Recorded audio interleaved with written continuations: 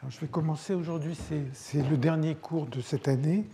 Et la dernière fois, j'avais commencé à vous parler de la méthode matricielle, mais c'est un petit peu technique, et donc je vais essayer d'en parler à la fin de ce cours plutôt, et je mettrai les détails, les détails dans les notes qui existeront un jour. Et donc je vais commencer par vous parler de la question de la mesure empirique.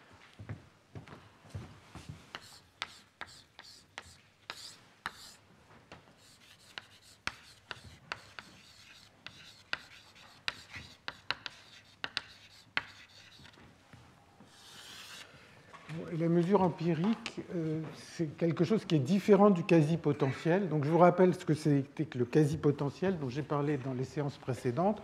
On en a parlé dans deux situations, dans le cas de l'hydrodynamique fluctuante et dans le cas de l'équation de Langevin.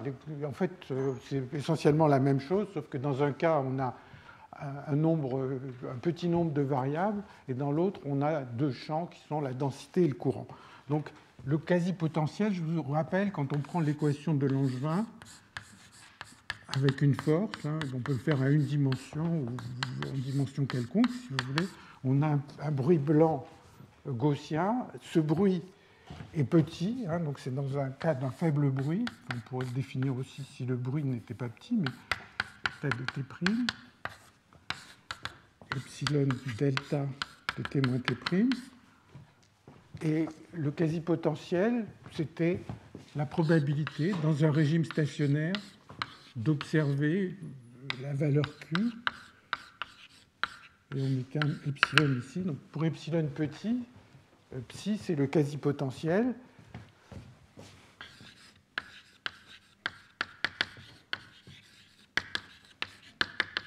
Et l'image qu'il faut en avoir, c'est, dans les cas les plus simples, c'est si on a, en fonction du temps, une trajectoire, eh bien, pour atteindre une certaine valeur de Q, le système est essentiellement tout le temps dans son régime stationnaire, et puis pour atteindre cette valeur Q, il va trouver, quand epsilon est petit, une trajectoire optimale qui va l'amener sur cette déviation.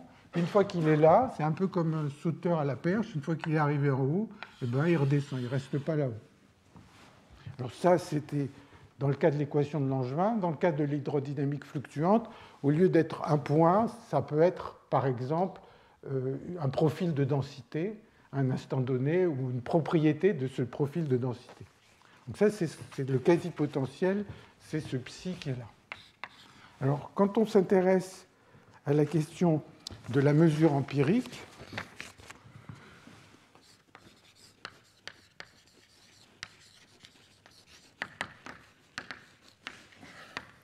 bien, on va se poser la question suivante. On va se dire, supposons qu'on regarde le système pendant une certaine fenêtre de temps, supposée assez longue, et que pendant cette fenêtre de temps, donc je la prends grand T, il n'y aura pas trop de température dans cette histoire, donc voilà. Donc si j'ai une trajectoire, je peux m'intéresser à la valeur Q1 de cette trajectoire en moyennant sur une certaine fenêtre de temps.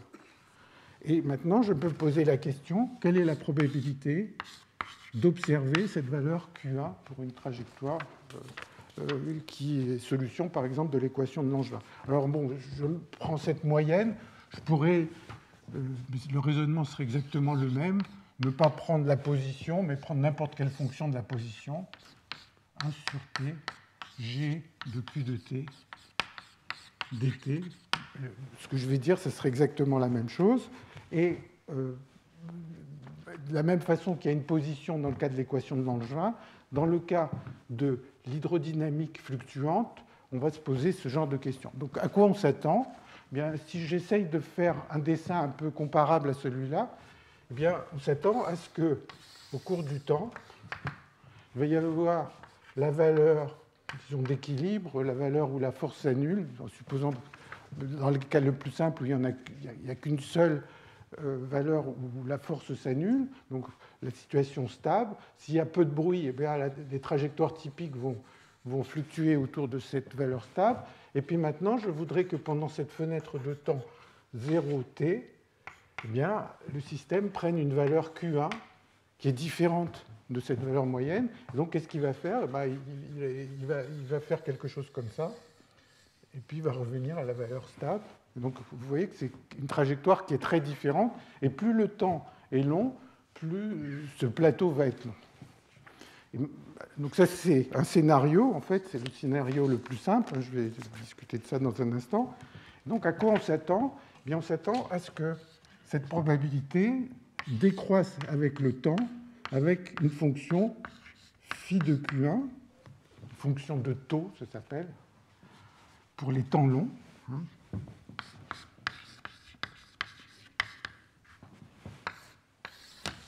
Et de la même façon, on pourrait se poser la même question dans le cas de l'hydrodynamique fluctuante, c'est-à-dire de se dire, donc dans l'hydrodynamique fluctuante, vous vous souvenez qu'on regarde des profils de densité au cours du temps. On a un ρ de x et de t en fonction de x. Donc on a, à un instant donné, le système est représenté par un certain profil de densité, et on peut se poser la question, quel est le profil moyen que j'observe pendant une certaine fenêtre de temps, ρ de x et de t dt, ou n'importe quelle fonction de ce profil de densité. Et puis, je peux me poser la question, quelle est la probabilité d'observer cette mesure empirique du profil? ρ1, c'est la mesure empirique, et donc ça va décroître en e puissance moins, il va y avoir un temps, et puis, parce qu'il y a le bruit, alors je vois que j'ai oublié ce bruit à l'instant, donc je vais le rajouter. Comme le bruit est faible, je m'attends à ce que cette chose soit en 1 sur epsilon, et dans le cas du profil de densité, l'équivalent d'avoir un faible bruit, c'est, comme on l'a vu, d'avoir un grand système. Donc on a L, et puis un certain taux qui va dépendre du profil ρ1 de x. Donc la question, c'est est-ce qu'on peut calculer ces choses et aussi à quoi ça peut servir? Alors la première chose à remarquer, c'est que ce phi et ce psi, essentiellement, ils n'ont rien à voir l'un avec l'autre, comme on peut s'en rendre compte dans le type de trajectoire qui vont dominer. Dans un cas, on veut atteindre une déviation à un instant donné, et dans l'autre, on veut rester autour d'une certaine valeur pendant longtemps. Alors, bon, donc ces deux choses, phi et psi, si vous voulez, n'ont rien à voir. Ne sont pas reliés simplement.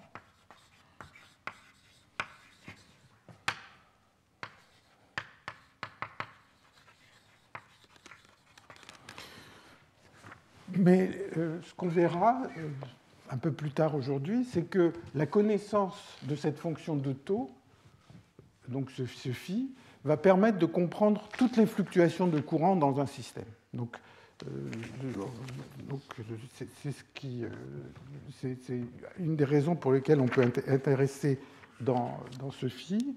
Et une troisième propriété, c'est qu'au moins dans des cas simples, le phi il va être beaucoup plus facile à calculer que le quasi-potentiel. Alors, phi donc décrit un comportement au temps long. Dans chaque cas, il y a ce signe-là. En fait, bon, j'ai compris que les mathématiciens l'appelleraient plutôt à peu près égal, il y a quelques jours au cours d'une discussion avec Zan. Et ce que je voudrais commencer par dire, c'est qu'il y a deux propriétés que satisfont ces fonctions de taux, ces phi, qui sont assez faciles à comprendre. Donc deux propriétés de phi, que ce soit pour l'hydrodynamique fluctuante ou pour l'équation de Langevin.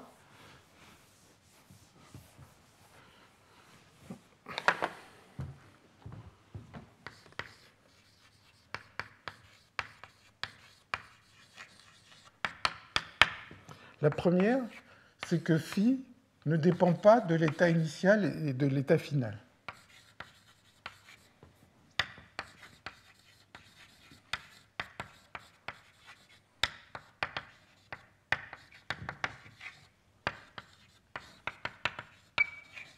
Donc, si je reprends le dessin qui est ici, je pourrais dire, voilà, quelle est la probabilité, ici il y a le Q étoile, mais je pourrais me poser le Q star, la valeur moyenne, je pourrais me dire, voilà, je me fixe le Q initial, je me fixe l'état du système Q final, donc je me donne le point de départ, le point d'arrivée, et donc bien sûr la probabilité d'observer une valeur Q1 va dépendre a priori de la condition initiale et de la condition finale. Mais comme je m'intéresse au temps très très long, eh bien phi ne va pas en dépendre. Pourquoi? Parce que finalement, le coût, ça va me coûter assez cher de rester à une valeur très atypique comme ça.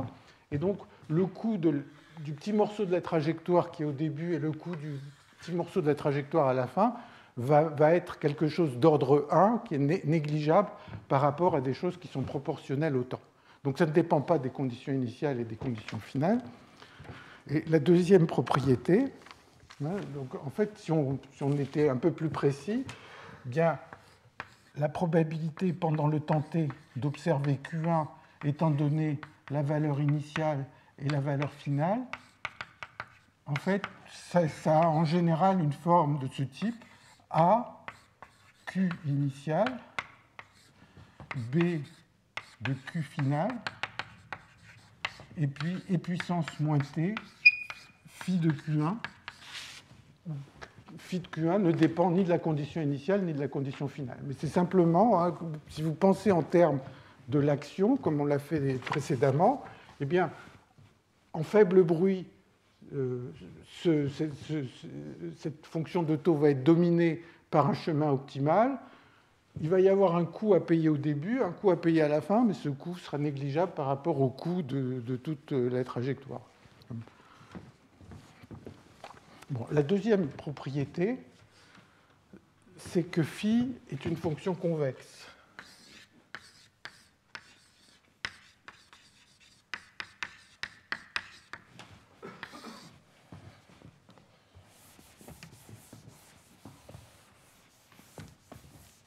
Bon, c'est aussi assez facile de s'en convaincre. Imaginez une trajectoire, donc j'oublie la condition, le début et la fin de la trajectoire, mais sur l'instant 0t, imaginez des trajectoires qui vont avoir la propriété suivante.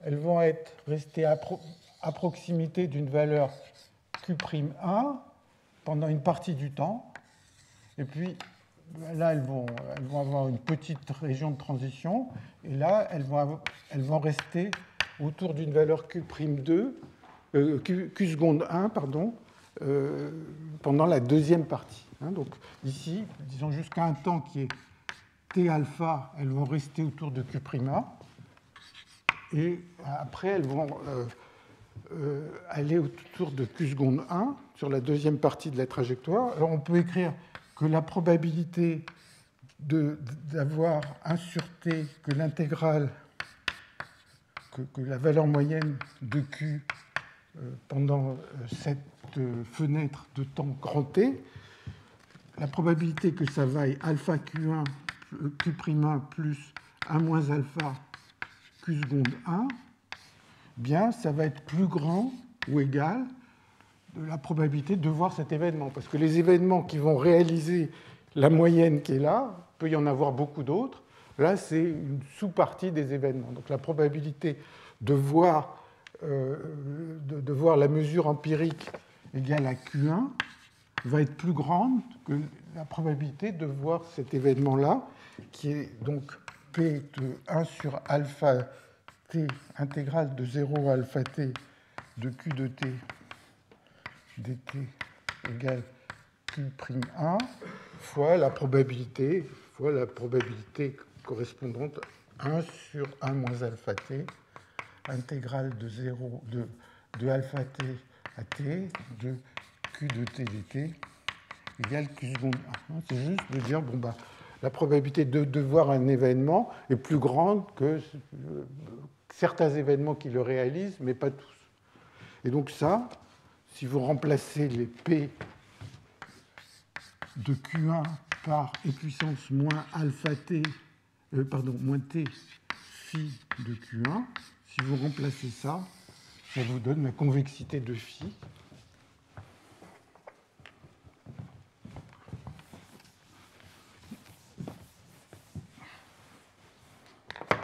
Donc, c'est juste en remplaçant, on trouve phi de alpha Q' plus 1 moins alpha plus seconde 1 est plus petit ou égal à phi de Q1 Q' plus 1 moins alpha phi de Q seconde 1.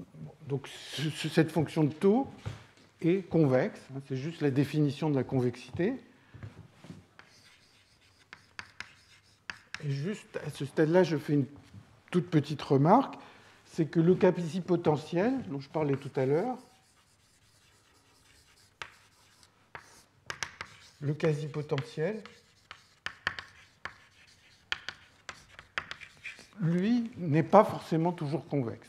Donc, on peut fabriquer des situations où le quasi-potentiel n'est pas convexe, ce qui est un petit peu étonnant parce que je vous ai dit la dernière fois ou la fois d'avant que le quasi-potentiel à l'équilibre, c'est l'énergie libre. Donc l'énergie libre est convexe. Hors d'équilibre, ce qui généralise l'énergie libre, c'est le quasi-potentiel, mais quand on est hors d'équilibre, le quasi-potentiel n'est pas forcément convexe. Bon. Alors maintenant, essayons de voir comment on peut calculer cette fonction de taux. Donc c'est la probabilité, pendant une fenêtre de temps, de voir une valeur Q1 qui est égale à une valeur Q1 qui est la moyenne sur cette fenêtre de temps. Donc Q1, c'est intégrale T, 1 sur T, Q de T dt. Alors je prends le cas le plus simple de l'équation de Langevin. On verra comment on le fait pour des champs après. Donc dans l'équation de Langevin,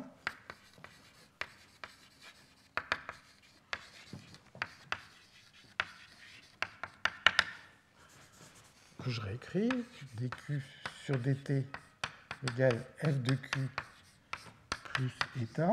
Et on va se placer pour l'instant dans le cas le plus simple, en fait, c'est où la force dérive d'un potentiel.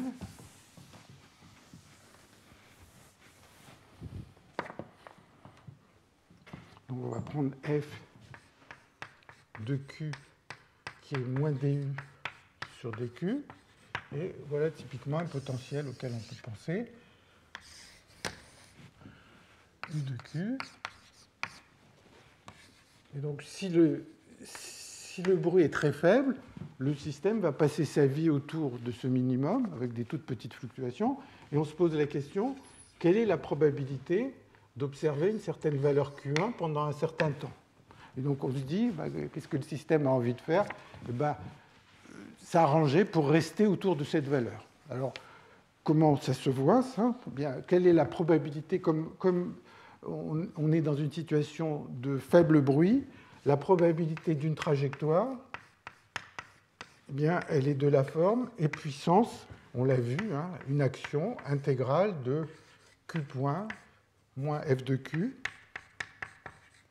au carré sur 2, et puis un epsilon. Et donc l'idée, c'est de se dire, on va essayer de trouver la trajectoire qui coûte le moins cher, qui va minimiser cette action pour atteindre cette valeur Q1. Et donc, on veut chercher la trajectoire qui minimise avec la condition, on veut minimiser cette action avec la condition que intégrale de 0 à t de Q de t dt égale tq1. Donc on veut minimiser quelque chose. Alors ça, c'est, comme on l'a déjà vu, ça c'est comme un Lagrangien en mécanique analytique. On veut minimiser avec une certaine contrainte, et donc on va trouver la trajectoire optimale. Alors l'idée la plus simple,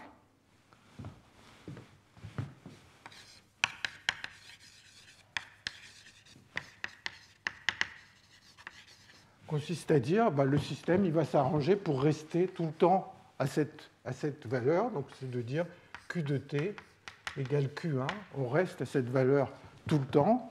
Quel est le coût de ça? Si Q de t égale Q1, Q point vaut 0. Et donc on va trouver que ceci va valoir e puissance moins 1 sur epsilon f carré de Q1 sur 2. Alors bon, ça c'est très bien, mais est-ce que c'est la bonne trajectoire? Eh bien, pour voir si c'est la bonne trajectoire, on peut se poser la question, est-ce qu'on peut trouver une trajectoire qui est meilleure que celle-là? Et donc, on fait une petite analyse qui est ici. Si je regarde l'action d'une autre trajectoire, si je regarde ce terme-là pour une autre trajectoire, je vais avoir trois termes. Je vais avoir un demi de intégrale de q point carré dt, du 0 à t. Je vais avoir un terme qui est moins intégrale de 0 à t de q point f de q dq. Et je vais avoir plus un demi de intégrale de 0 à t de f carré de q de t dt. Alors, tous ces termes, a priori, ce qui m'intéresse, c'est le comportement au temps très long. Alors, ce terme-là, c'est une dérivée totale. Donc, en fait, ce terme-là n'augmente pas avec le temps. Donc, je peux complètement l'oublier. Ce terme-là, il est forcément positif ou nul. Et ce terme-là, il est plus petit ou égal, il est plus grand ou égal à f carré de Q1 si f carré de Q1 est convexe. Donc si f carré de Q1 est convexe, j'ai trouvé le résultat, j'ai trouvé que phi est égal à f carré de Q1 sur 2. Et s'il n'est pas convexe, ce n'est sûrement pas la solution. Enfin, il y a certaines valeurs de Q1 pour lesquelles ce n'est pas la solution, puisqu'on a vu que le phi est forcément convexe. Donc, ça, c'est si f carré, donc si f carré de Q1 est convexe, voilà le résultat. Et sinon ceci donne une borne. Je ne sais pas si les feuilles s'embrouillent un peu.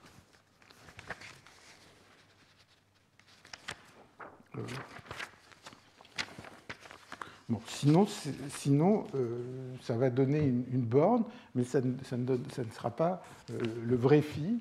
Si f carré de Q1 n'est pas convexe, alors le phi sera plus petit que f carré de Q1, parce que le système va s'arranger, ne va pas prendre comme trajectoire optimale celle qui est immobile, mais il va prendre une trajectoire qui va essayer de bouger autour pour essayer de prendre avantage des valeurs où la force est plus petite. Alors un exemple où la trajectoire dépend du temps.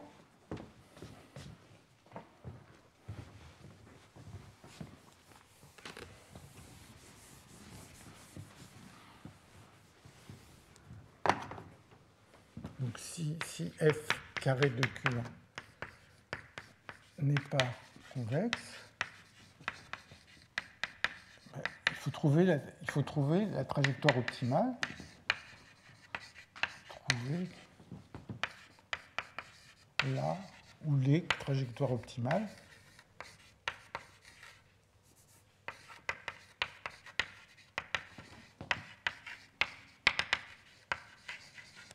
Et donc, c'est ce qui va se passer dans un cas simple, même quand on a un seul degré de liberté, c'est si j'ai un potentiel.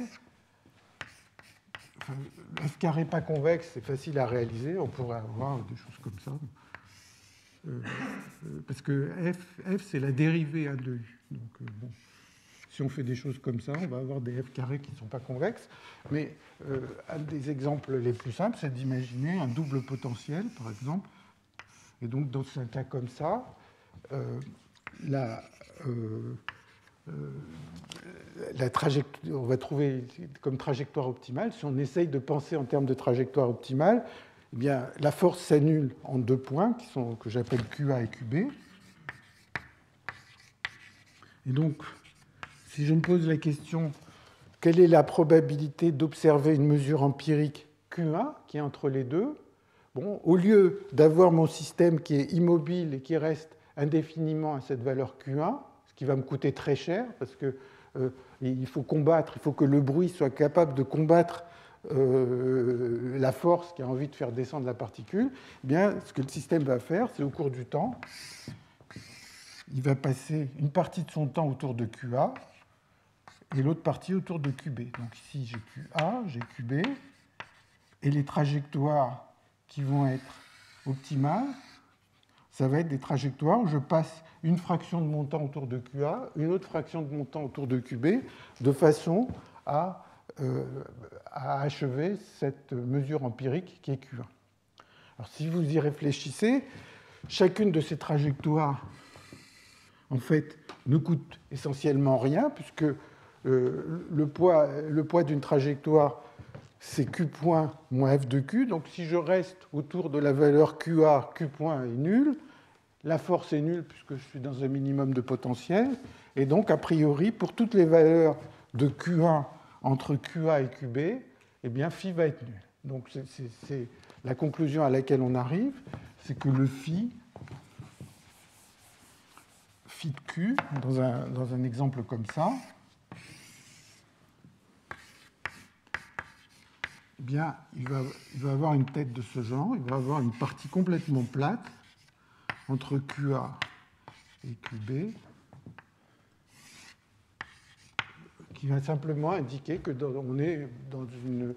c'est ce qu'on appelle en physique statistique, enfin ici c'est le temps, mais autrement dans l'espace, c'est une phase de coexistence. C'est très semblable à ce qui se passe quand on change la densité d'un fluide et que la pression reste constante. Eh bien là, la fonction de taux, la pression reste constante quand on change la densité et qu'on a coexistence entre un liquide et un gaz. Et bien là, on va avoir une coexistence entre une partie du temps qui se passe autour de la valeur QA et une partie du temps qui se passe autour de la valeur QB.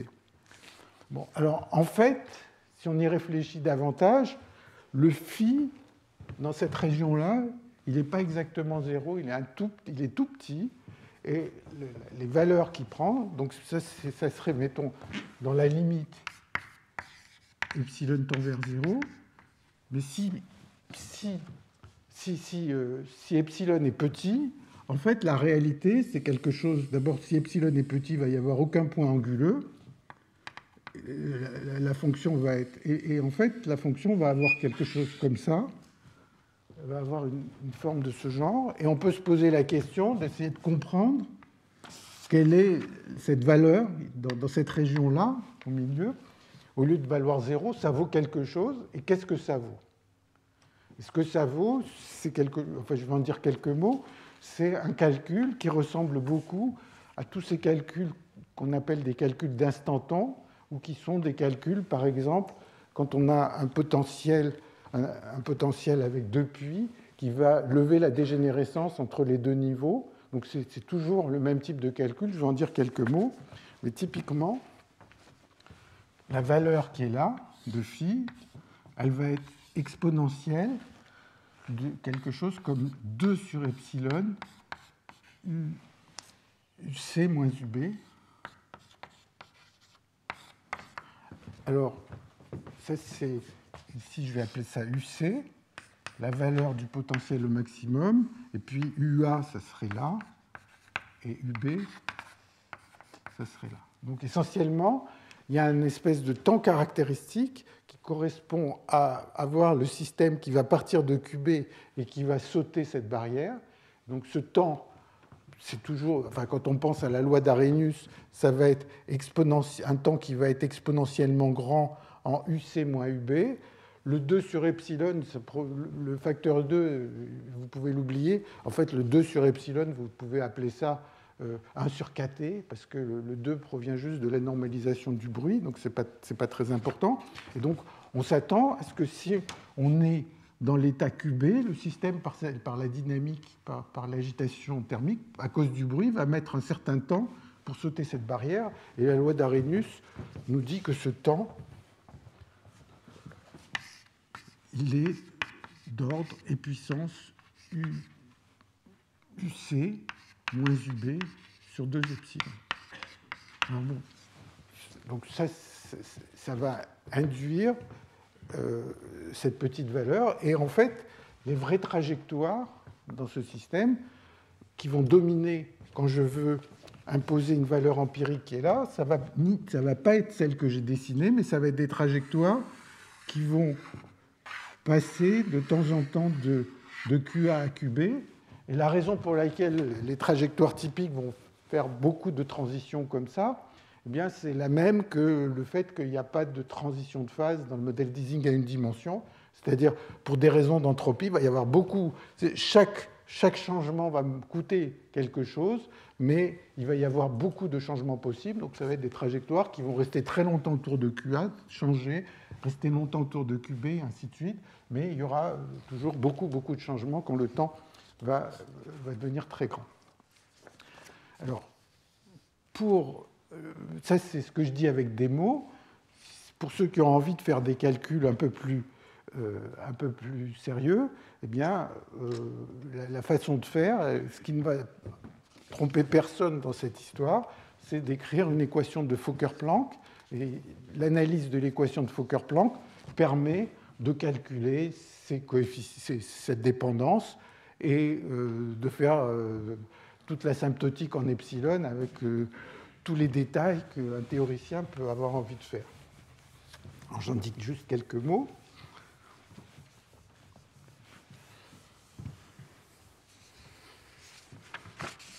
J'appelle ça l'équation de Fokker-Planck déformée.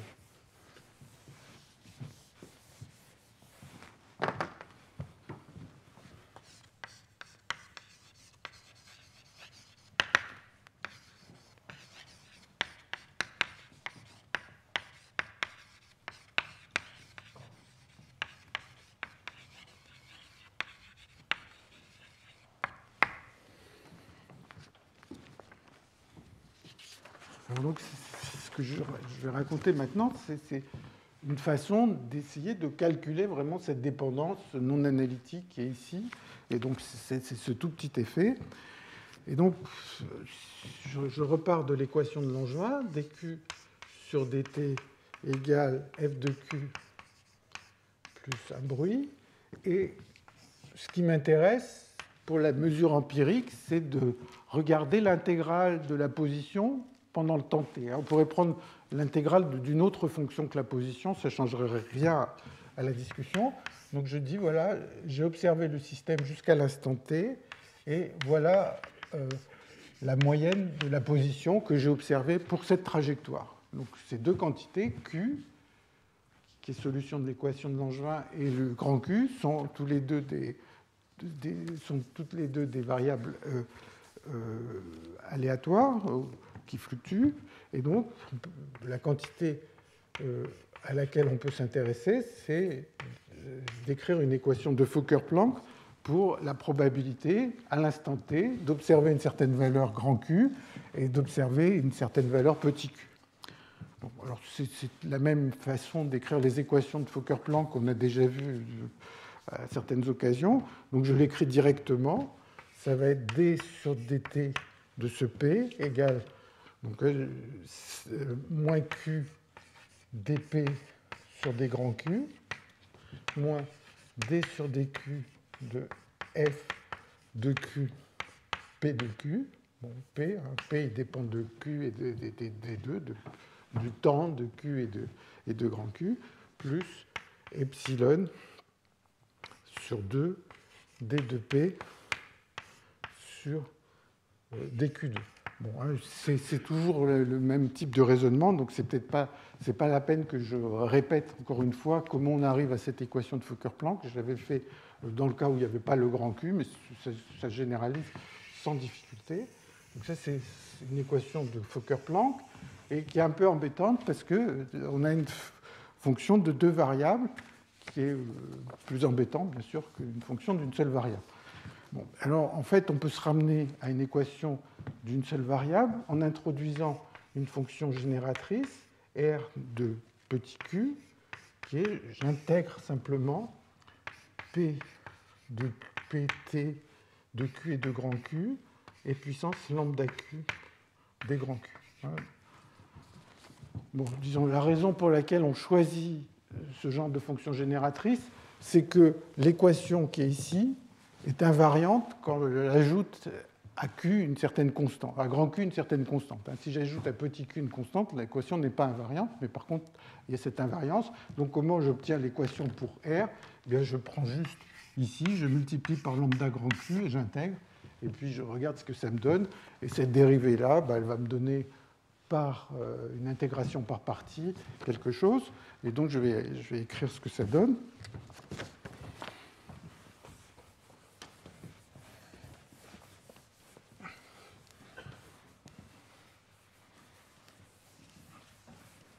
Donc l'équation pour grand R, c'est dr sur dt égale lambda q grand R de q moins d sur dq f de q r de q plus epsilon sur 2 d2r sur dq2. Et maintenant, si le temps est très très long, on s'attend à ce que e puissance lambda q, là, la valeur moyenne, va augmenter en e puissance un certain mu de lambda fois t. Donc, e puissance lambda q va être un e puissance mu de lambda fois t. Et puis, éventuellement, puisqu'il y a une dépendance en petit q, il y aura un r de q devant. Donc, pour les temps très longs, on s'attend à ce que ceci, à ce type de comportement, si on le remplace là-bas, eh bien, on trouve mu de lambda fois r de q égale lambda q r de q moins d sur dq f de q r de q plus epsilon sur 2 d2 r sur dq. Donc tout ça, c'est de l'algèbre et juste un peu d'écriture. Et donc vous voyez que à quoi on a affaire? On a quelque chose qui ressemble énormément à une équation de Schrödinger. Et ici, il y aurait son énergie. Donc j'ai un lambda qui apparaît dans cette équation de Schrödinger, et il y a une énergie. Le mu de lambda va jouer un rôle d'énergie. Donc toutes les méthodes comme WKB, instanton, etc., que l'on sait utiliser dans le cadre de l'équation de Schrödinger peuvent être utilisées ici. Alors je vais juste en dire un mot parce que finalement ça m'a un peu forcé de regarder ce genre de choses. En fait, je vais réécrire cette équation sous une forme un tout petit peu différente. Vous vous souvenez que le mu de lambda, le mu de lambda, c'est une fonction génératrice, et la fonction génératrice, elle est reliée au phi par le maximum sur q de lambda q moins phi de q. Là, ça provient du fait que e puissance lambda q, c'est l'intégrale de la probabilité de q fois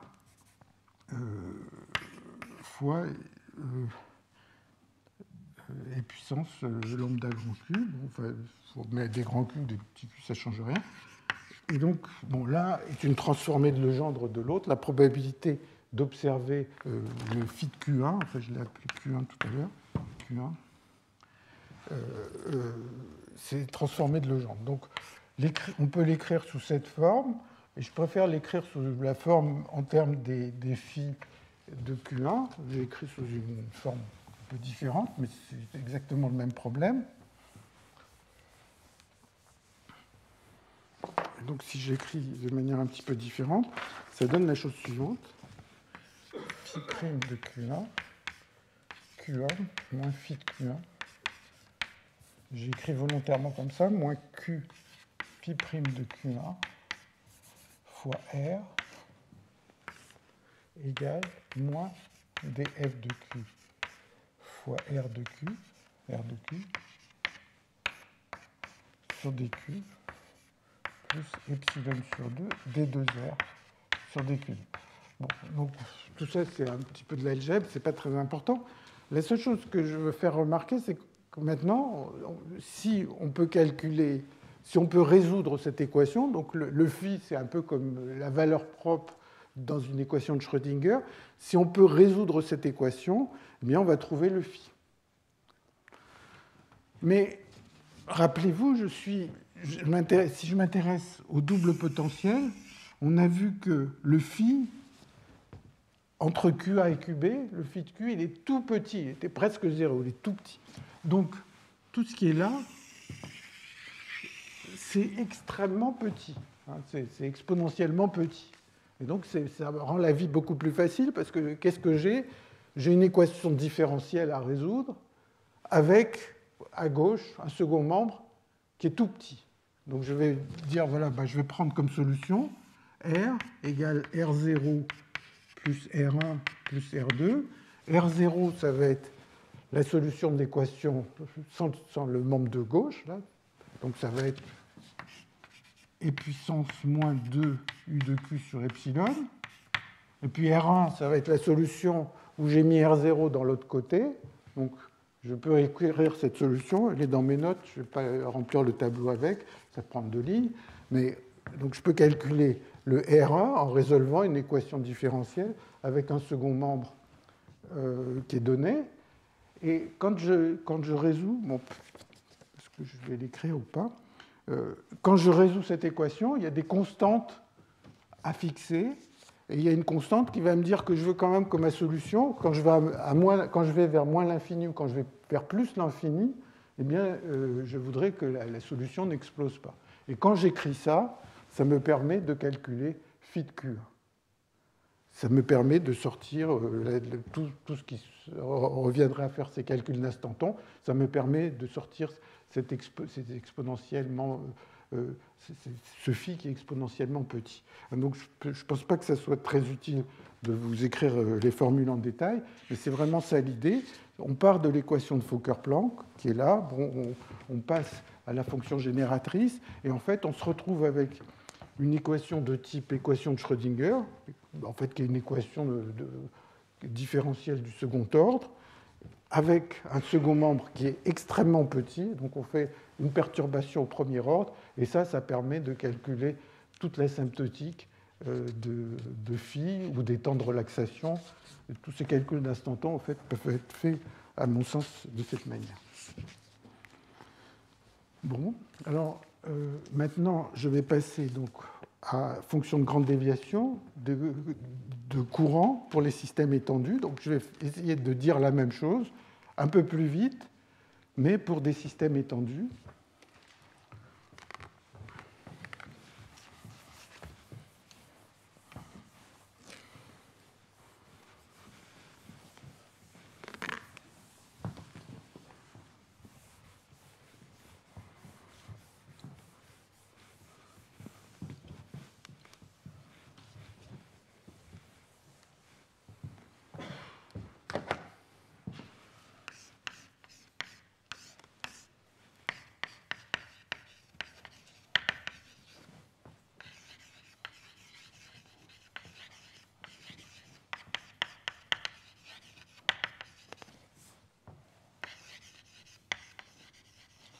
Fonction de grande déviation du courant pour les systèmes étendus.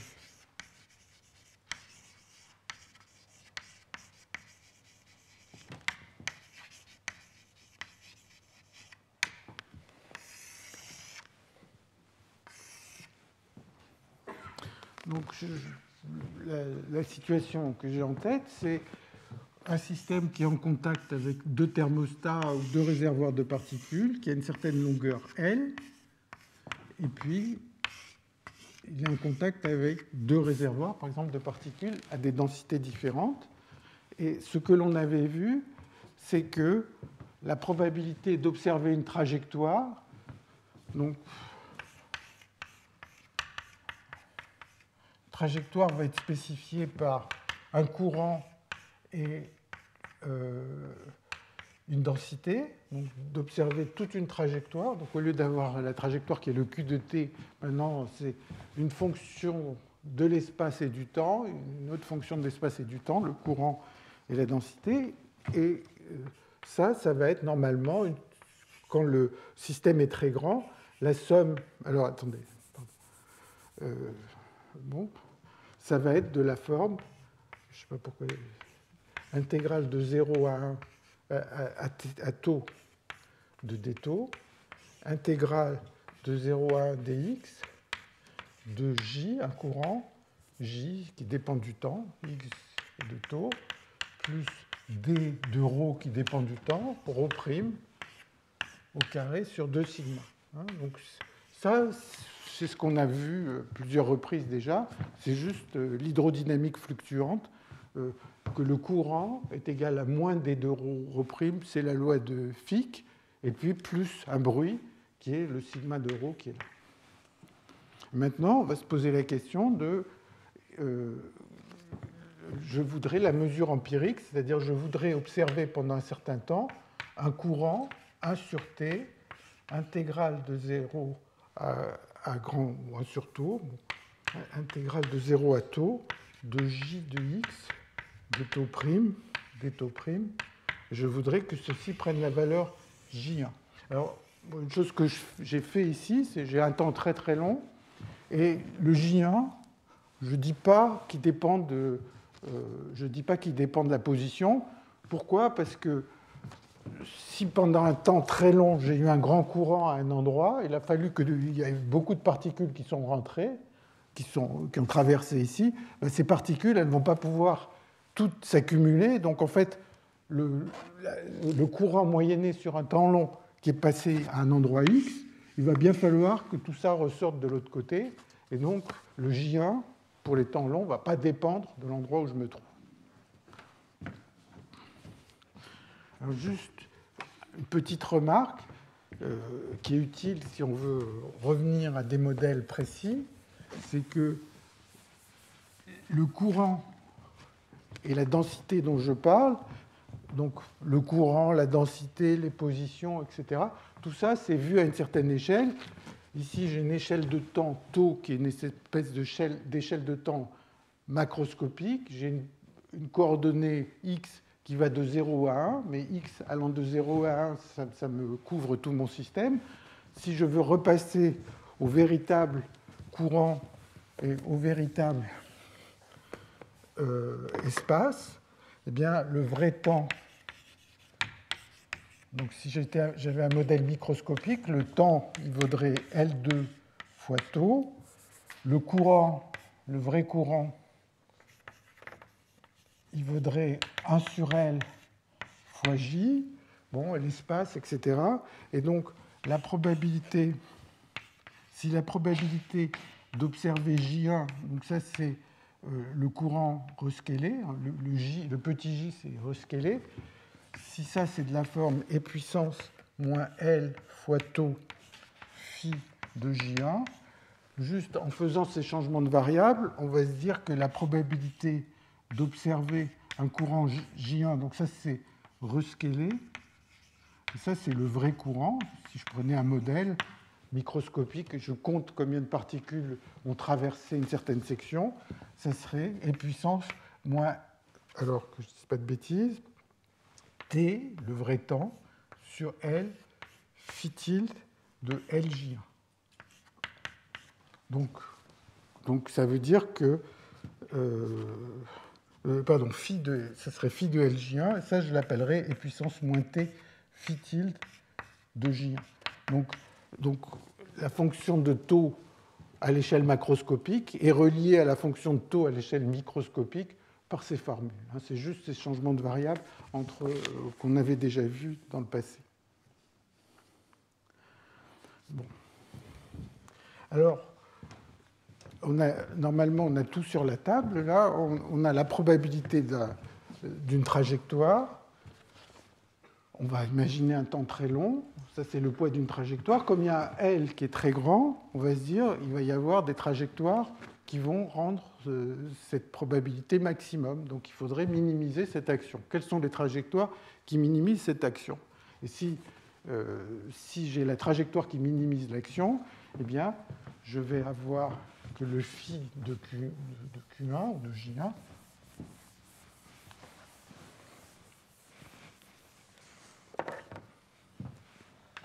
phi de J1, ça va être la trajectoire qui va minimiser l'action qui est là-bas, c'est-à-dire le minimum de intégrale. Alors il va y avoir peut-être il va y avoir 1 sur le temps, 1 sur tau.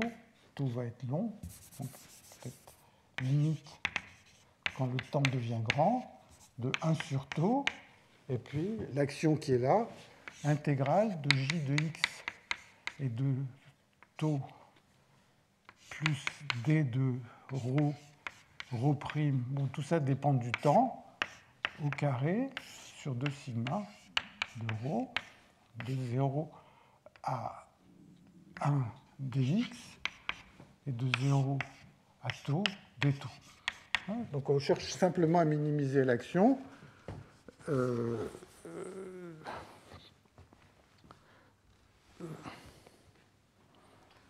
Voilà. Bon. Alors, une chose qui se voit facilement, donc ça, on va chercher, donc il faut minimiser. Il faut minimiser ceci. Minimiser.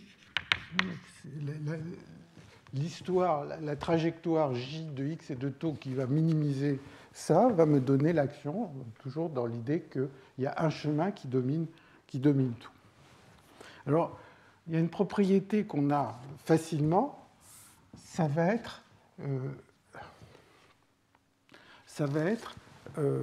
la relation de Galavotti-Cohen ou le théorème de fluctuation. Donc ça va être très facile.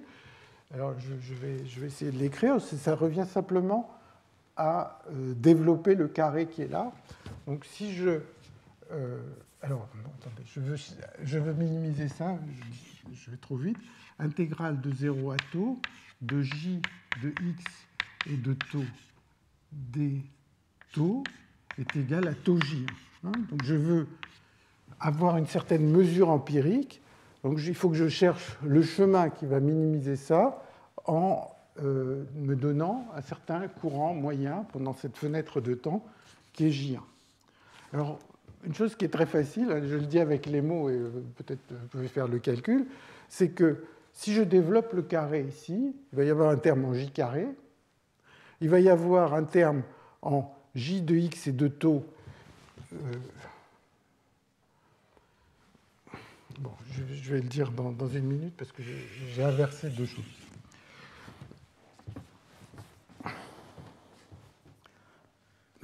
Donc, ce que je vais dire, c'est que la première chose, c'est que quel est le chemin optimal auquel on peut penser, quelle est l'idée la plus simple qu'on peut avoir.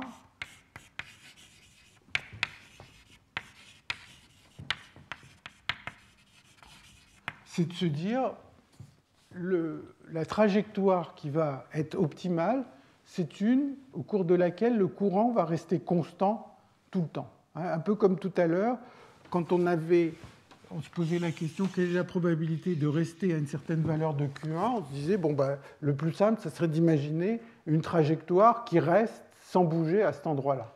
Donc l'idée la plus simple, c'est de supposer que le courant, au lieu de fluctuer dans tous les sens, il va rester constant tout au cours du temps. Donc ça va impliquer que J1 est constant, indépendant de x, bon, que le J optimal, que le J de x et de tau vaut J1, indépendant de x et de tau. Et si le courant est constant, eh bien, le profil ne change pas, puisque vous vous souvenez que dρ sur dt est égal à moins dj sur dx. Donc si le courant ne dépend ni de x ni du temps, le profil, ρ de x optimal, est indépendant du temps.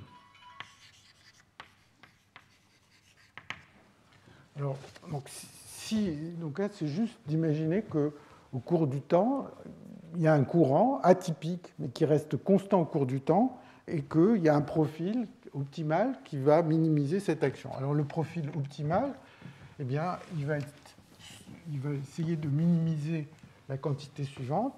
Donc, selon cette idée, eh bien, on va avoir que le phi de J1, ça va être égal au minimum sur tous les profils ρ de x de intégrale. Donc, puisque rien ne dépend du temps, la dépendance en temps, elle va disparaître. Il y a un sur taux, il va y avoir un taux, donc ça va disparaître. Ça va être intégrale de 0 à 1 de J1 plus D de ρ prime au carré sur 2 sigma de ρ dx. Donc la seule chose qu'on a à faire pour trouver la fonction de taux pour le courant, c'est d'essayer de minimiser cette quantité-là pour chaque J1. Et sous cette forme, on va voir le théorème de fluctuation de manière très simple. Qu'est-ce qu'il faut minimiser? Je développe le carré. Donc ceci, c'est égal à J, ça va être le minimum sur ρ de x, J1 carré, intégrale de 0 à 1 dx sur sigma de ρ de x, plus, il y a le terme croisé, 2j, alors il n'y a pas de 2, j intégrale d de ρ prime sur sigma de ρ dx, et puis le dernier terme, qui est plus intégrale d de ρ prime au carré sur 2 sigma de ρ dx. Voilà, donc j'ai juste développé le carré.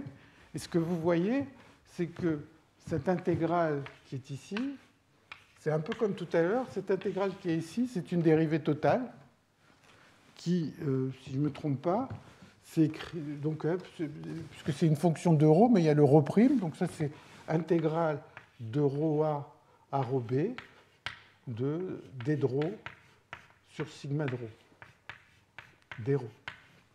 Donc c'est indépendant du profil lui-même, c'est juste la différence de ce qui se passe au bord, et ça c'est essentiellement mu A moins mu B, les deux potentiels chimiques. Vous vous souvenez que le sigma et le D sur sigma, c'est une dérivée du potentiel chimique.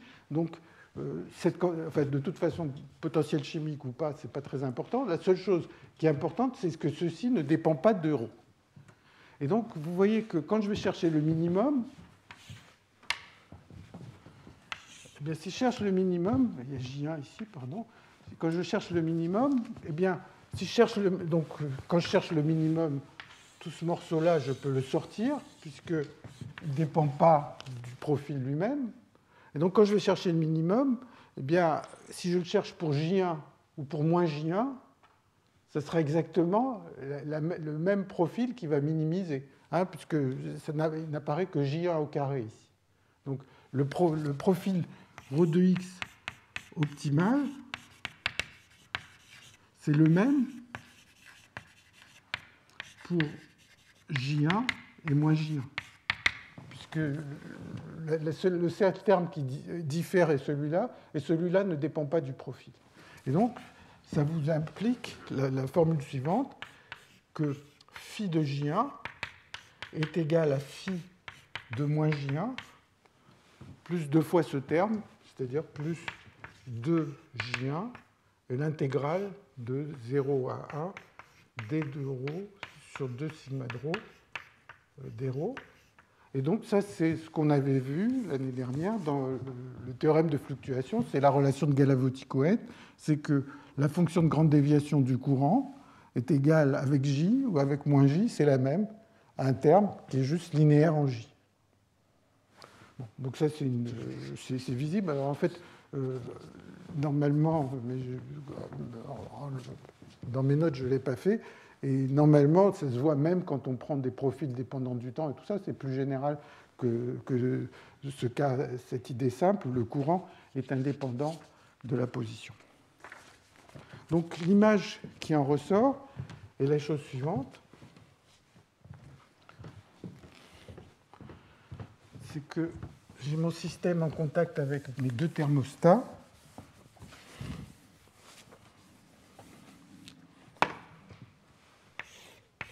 Ici, c'est la position. Il y a ρA, il y a ρB.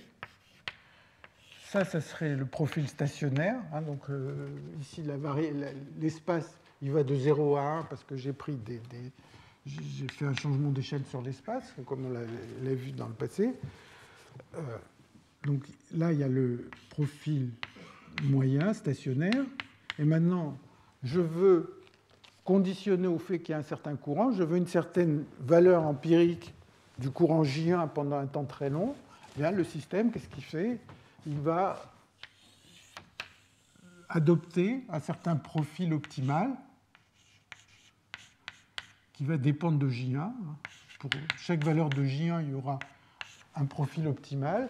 Et le système, c'est ce qu'on va observer dans le système quand je conditionne au fait d'avoir une valeur de J1. C'est-à-dire que si je regardais mon système pendant très très longtemps, de temps en temps, je vois des fenêtres où pendant assez longtemps, dans une fenêtre de temps, la mesure empirique vaut J1.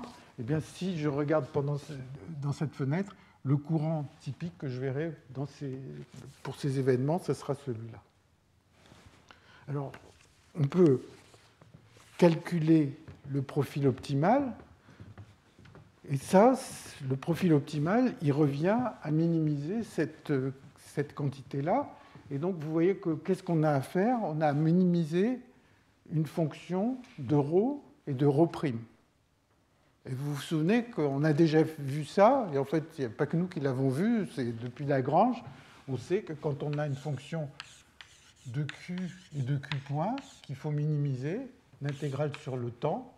Ce qu'on fait d'habitude en mécanique lagrangienne, c'est d'essayer de chercher quelle est la trajectoire qui minimise un lagrangien comme ça. Alors ici, ce n'est pas Q et Q point, c'est intégrale de 0 à 1 d'une fonction, appelons-la L aussi, de ρ de x et de ρ' de x, dx. Puisque ici, c'est une fonction de ρ et une fonction de ρ'I. Et donc, on peut faire ce qu'on a fait précédemment, c'est-à-dire on va trouver l'équation que vérifie ce ρ. Il va y avoir, comme on l'avait vu, comme c'est connu depuis peut-être 2 siècles, qu'il y a une quantité qui correspond à l'hamiltonien qui va être conservée. Donc ça permet de trouver explicitement le profil optimal qui va donner le phi de J. Alors, quand on fait ça, on trouve, enfin, comme je vous l'ai dit, il y a une constante du mouvement, comme toujours dans la mécanique lagrangienne.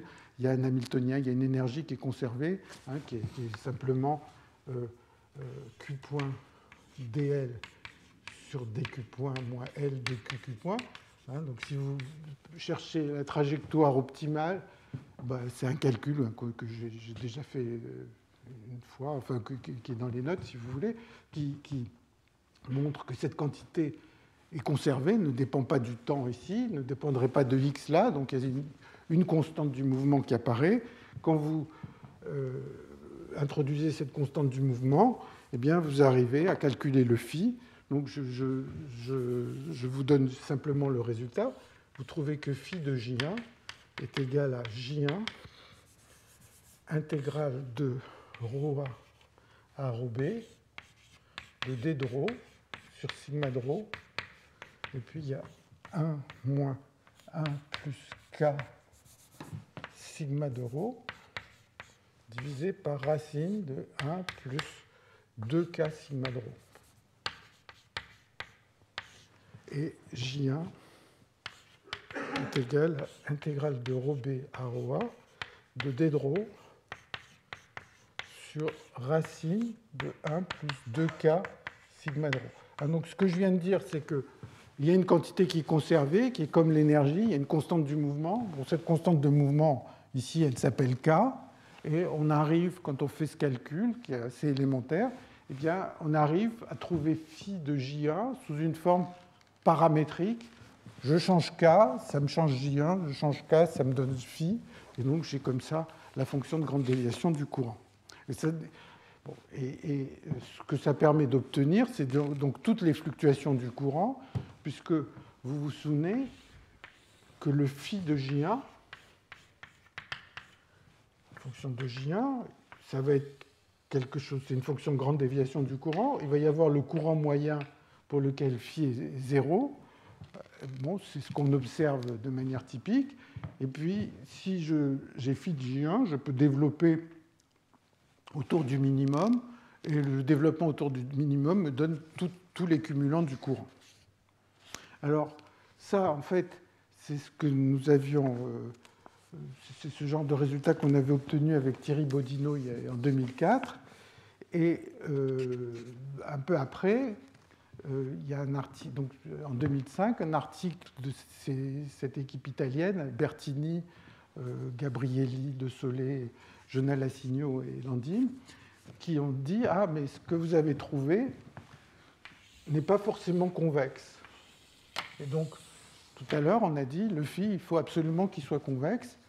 Et donc, ils ont donné des conditions sur les propriétés du système. Rappelez-vous, il y a deux quantités dans le système, dans ces systèmes diffusifs qui sont importantes, c'est ce D et ce sigma. Et ils ont montré que cette solution est valable si D de ρ, sigma seconde de ρ, est plus petit ou égal à D' de ρ, sigma prime de ρ. Donc, par exemple, pour le modèle d'exclusion, donc ça c'est condition de validité.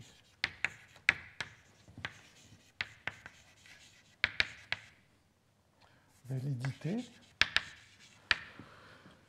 Et donc pour l'exclusion symétrique, on a vu D vaut 1 et sigma vaut 2 ρ à moins ρ. Donc si D vaut 1, ici on a 0. Et là, si je dérive deux fois, ça donne moins 4. Donc ça marche. Donc, pour les modèles d'exclusion, ça marche. Et ils ont construit des modèles pour lesquels ça n'est pas convexe. Et donc, dans des modèles, on arrive à des transitions de phase à certains moments dans cette fonction de taux, cette fonction phi, des transitions de phase où le profil, au lieu d'être constant au cours du temps, se met à dépendre du temps en oscillant ou de manière plus compliquée. Alors, en regardant d'un peu plus près leur article, là, en préparant ce cours, la question qui se pose, c'est par exemple, si je prends un système quelconque, est-ce que ce calcul-là, où on a supposé que les profils sont indépendants du temps, vont permettre de connaître toutes les fluctuations du courant? Et dans leur article, ils disent « we expect that to be true ». Donc, mais finalement, on n'a pas forcément... disons, ça, c'est une condition de validité, mais le calcul est sans doute valide au-delà de cette condition de validité. Alors,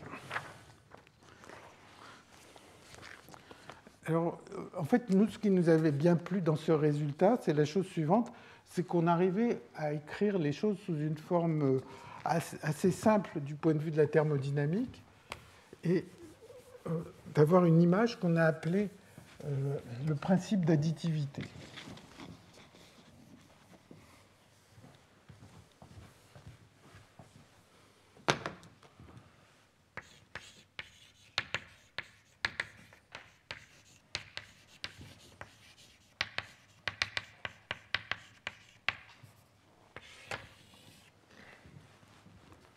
Alors l'idée, la chose suivante, c'est de dire,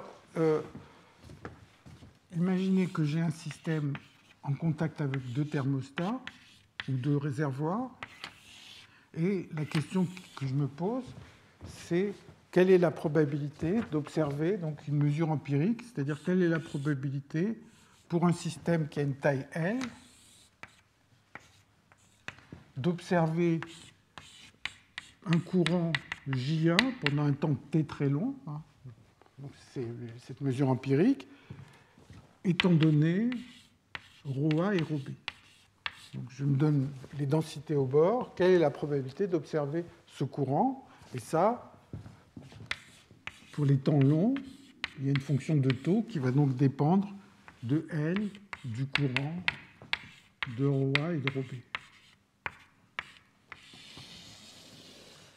Alors, le principe d'additivité, qui en fait est réalisé quand on prend ces solutions stationnaires comme solution optimale, eh bien, il consiste à dire, est-ce que par hasard, je ne pourrais pas prendre ce grand système et le couper en deux morceaux, donc d'aller jusqu'à une certaine valeur ici, L1, avoir ici une valeur L moins L1, et puis là, introduire un réservoir à une densité ρ. Donc j'imagine, je veux comparer ce qui se passe pour mon système complet avec un système où j'aurai deux morceaux, et puis j'aurai coupé en deux, et j'aurai deux morceaux en mettant au milieu un réservoir à une densité ρ. Bon, alors ça semble assez... alors si on peut faire ça, eh bien, ça voudrait dire que la probabilité de ceci, ça serait alors la probabilité d'avoir un courant pour un système plus petit, de taille L1, avec des réservoirs ρA et ρ, et puis le courant dans l'autre morceau, Q sur T égale J1. Il faut que tout le courant qui est ressorti d'un côté rentre de l'autre.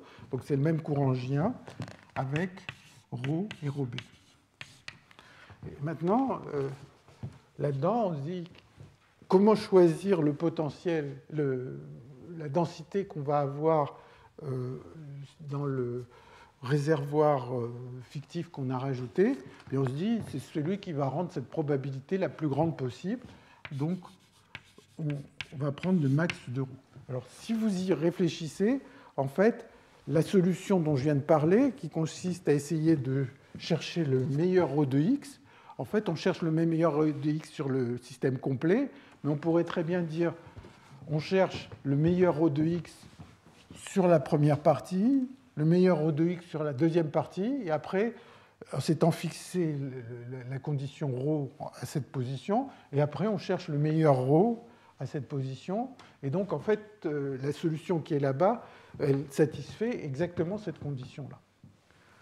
Alors, si vous prenez cette condition, ça veut dire que la fonction de taux, vous mettez là-dedans, vous dites le temps est très long, donc quand ça va être le temps est très long, eh bien, on va maximiser sur le temps, et ça donne que le phi L de J1 ρA ρB doit être égal au minimum, puisque à cause du signe moins, de phi L1 de J1 ρA ρ plus phi de L moins L1 J1 ρ ρB. Et donc, il y a le minimum sur le ρ intermédiaire. Et vous voyez que d'une certaine manière, ces fonctions de taux, ces fonctions de grande déviation, c'est un peu comme quand on ajoute des énergies libres en physique habituelle. On a deux systèmes, on les met ensemble, on ajoute leurs énergies libres. Et bien là, d'une certaine manière, la fonction de grande déviation du courant, elle s'ajoute. Bon, il faut prendre un minimum sur ce qu'on met au contact, et puis ça donne ce résultat. Et donc, ce qu'on avait fait avec Thierry Bodino, c'est même pas de faire ce calcul compliqué, c'était de se dire, bien, de cette manière, on arrive à relier les propriétés d'un grand système à un système coupé, et puis après, si on peut faire ça, on va continuer à couper, on va faire des tranches de plus en plus fines, et puis en faisant des tranches de plus en plus fines, dans chacune des tranches, comme elles seront fines, on sera dans des situations proches de l'équilibre, donc en fait, il n'y a pas besoin de toutes ces actions et tout ça. On peut faire des calculs facilement parce qu'on est proche de l'équilibre dans chacune des tranches. Et ça permettait d'obtenir le résultat qui est là-bas. Alors, comme je vous l'ai dit, ce résultat n'est vrai que sous certaines conditions, des densités et des sigmas, et en dehors, quand ces conditions ne sont pas satisfaites, eh bien, le profil et le courant optimal peuvent dépendre du temps. Et en fait, il y a des exemples qui ont été produits où, quand on essaye de minimiser l'action, donc, ici j'ai une action qui est de la forme comme ça, exponentielle moins L intégrale de 0 à tau d tau intégrale de 0 à 1 dx de j plus d2 rho prime au carré sur 2 sigma. Et donc on veut essayer de chercher le maximum de ça, ou minimiser cette action avec la contrainte que intégrale de j de x et de tau d tau égale J1. J1 fois tau. Bon. Bien, il y a un certain nombre d'exemples, justement, où il y a une transition de phase, c'est-à-dire que le J optimal se met à dépendre du temps.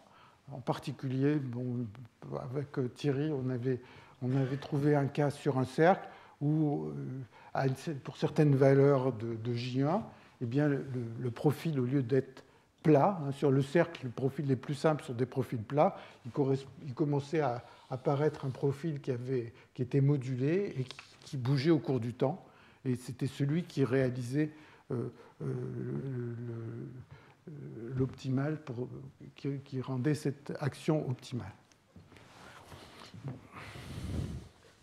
Alors, je pensais avoir un peu de temps de parler de la méthode matricielle, donc je ne vais pas le faire et je vais juste essayer de conclure un peu sur ce que j'ai essayé d'aborder dans ce cours et pour vous donner un peu une idée de ce qu'on sait faire et ce qui resterait à faire et qui, à mon avis, sont des questions intéressantes. Donc, ce que j'ai essayé de vous montrer, c'est les choses suivantes. Donc, si vous voulez, c'est une conclusion.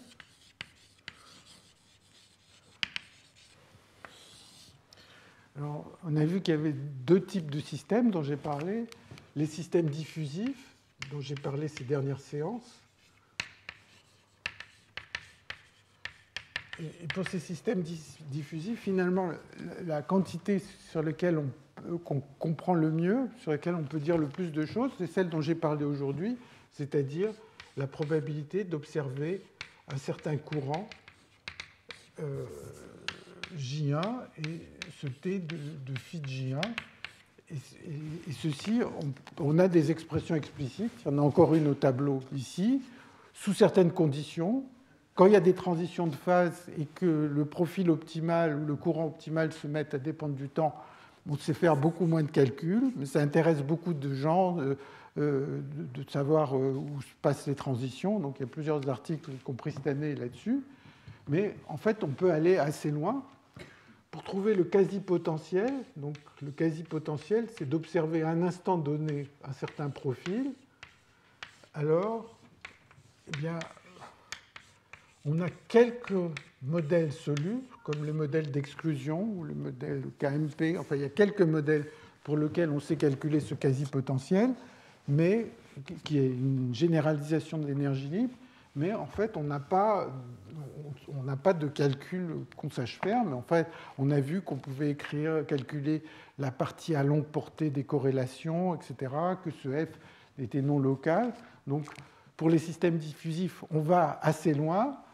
Il reste beaucoup de choses que normalement la théorie macroscopique des fluctuations, donc, qui est basée sur cette action, essentiellement tous ces calculs sur ces systèmes diffusifs à grande échelle ont comme point de départ cette action. Et par exemple, je vais vous donner un exemple de cas où on a des résultats qui ont été obtenus par ansatz de Bethe, donc de manière assez différente, et qu'on n'est pas capable de retrouver pour l'instant par ces méthodes. Et c'est un système donc, qui est un régime non stationnaire.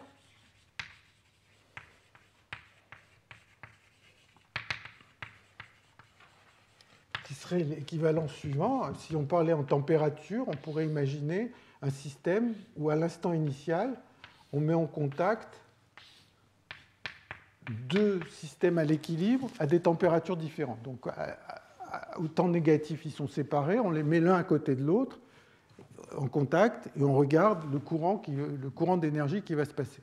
Ou alors, si on parle en termes de densité, on prend une condition initiale, et initialement, on prend deux densités, le système est à l'équilibre de deux côtés, et quelle est la distribution de courant, comment va fluctuer le courant à travers ce système, quels vont être les profils de densité, les corrélations, etc. Enfin, le profil de densité, ce n'est pas très compliqué, mais toutes les corrélations qui peuvent apparaître, eh bien, ce type de problème, a priori, on peut l'attaquer de cette manière. Mais un certain nombre de résultats, ne serait-ce que sur les fluctuations du courant dans ces cas-là, qu'on connaît à partir de méthodes d'Ansatz-de Bethe, dont il sera peut-être question dans un avenir un peu plus lointain, eh bien, on ne peut pas les aborder par cette méthode.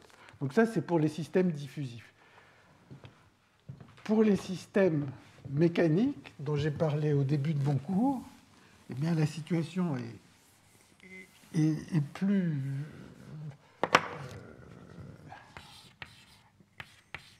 incertaine, enfin, ou moins avancée, disons.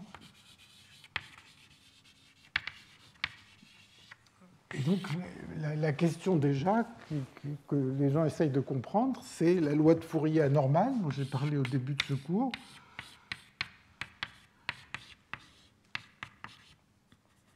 Donc, avec cet exposant, et à ma connaissance, on est bien loin d'être capable de calculer ne serait-ce que la distribution des courants ici ou les fonctions de grande déviation de la densité.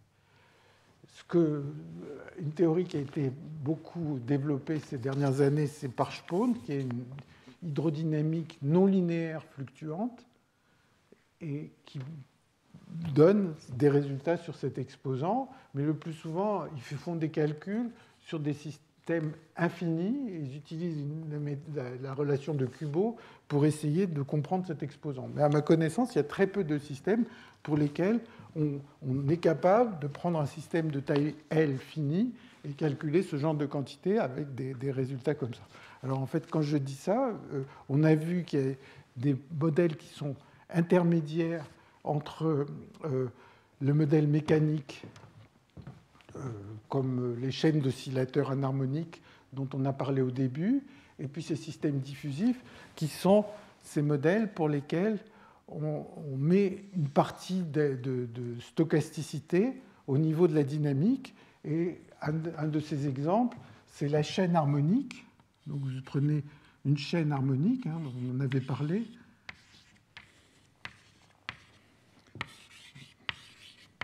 Donc vous savez, on a vu que la chaîne harmonique a la propriété de ne pas vérifier la loi de Fourier. En fait, le transport est balistique.